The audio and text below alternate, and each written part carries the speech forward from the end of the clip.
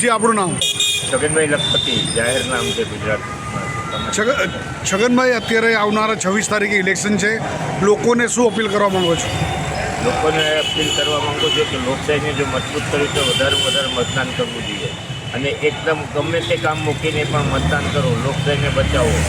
આજે જો આ લોકશાહી મજબૂત છે ભારતની, એટલે જ આપણે બચી ગયા. નહીંતર અત્યારે 500 રૂપિયા લીટર આપણે પેટ્રોલ લેવું પડે, પ્લસ ગેસનો મળે.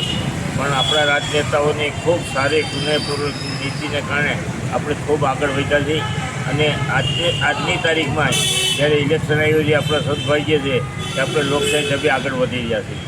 ભારત સરકારને ખાસ કરીને આપણા નરેન્દ્રભાઈ મોદી એ ખૂબ મોટી લડાઈ લડી રહ્યા છે કે આ પરિસ્થિતિમાં કેમ નીકળવું. પણ એ પોતે જ અભિમન્યુ જેમ જીતીને આવ્યા હતા એમ આ કોઠા યુદ્ધ જીતીને આવ્યા છે. એટલે દેશ અને દુનિયામાં આજે ઇન્ડિયાનું નામ રોશન છે. આપણા દેશને આગળ વધારવા માટે ખૂબ જનતાનો સહકારની જરૂર છે અને વધારેમાં વધારે મત આપો એવી હું અપેક્ષા રાખું છું.